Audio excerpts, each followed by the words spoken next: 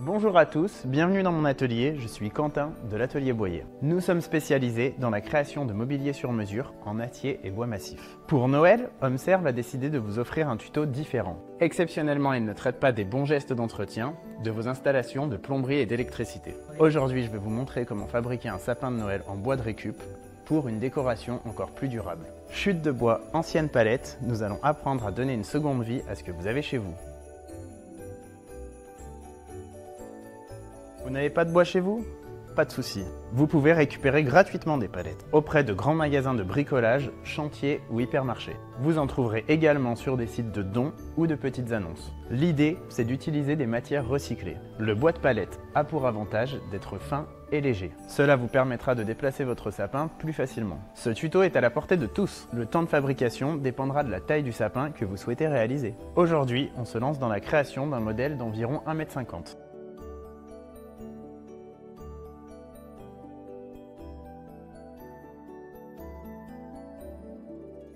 Avant de commencer, prévoyez des lunettes de sécurité et des gants. Alors, prêt à bricoler? Nous allons commencer par construire la base de notre sapin.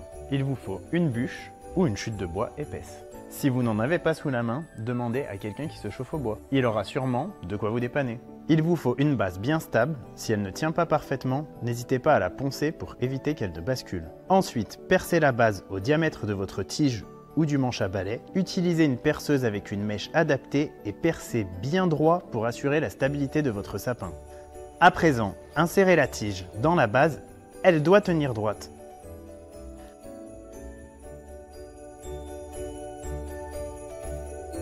Commencez par démonter les planches une à une, puis retirez les clous. Pas d'inquiétude si certaines planches s'abîment, elles seront recoupées à différentes longueurs pour former le sapin. Adaptez le ponçage selon le style que vous recherchez. Laissez le bois brut pour un rendu rustique ou poncez-le pour une finition lisse. Maintenant qu'on a préparé nos planches, passons à l'étape de mesure et de découpe. À l'aide d'une règle et d'un crayon, marquez vos planches à des longueurs décroissantes, par exemple 100 cm, 80 cm, 60, 40. Gardez une progression régulière pour que le sapin reste équilibré, avec des planches de plus en plus courtes, du bas vers le haut. Pour découper, choisissez la scie que vous avez l'habitude d'utiliser. Scie sauteuse, circulaire ou même scie à main. L'essentiel est d'obtenir une coupe propre et bien droite. Avant de fixer les planches sur le support, il faut percer un trou au centre de la planche, du même diamètre que celui fait dans la base. Pour cela, mesurez précisément le centre de la planche en divisant la longueur par deux. Tracez un petit repère au crayon pour positionner le trou. Vous pouvez percer. Le trou doit être assez grand pour que la planche coulisse facilement, mais pas trop pour garder une bonne stabilité.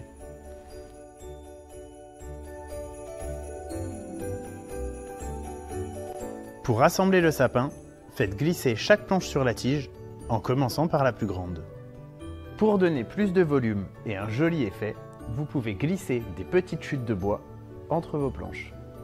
Pour bloquer le haut du sapin, utilisez un écrou adapté à votre tige.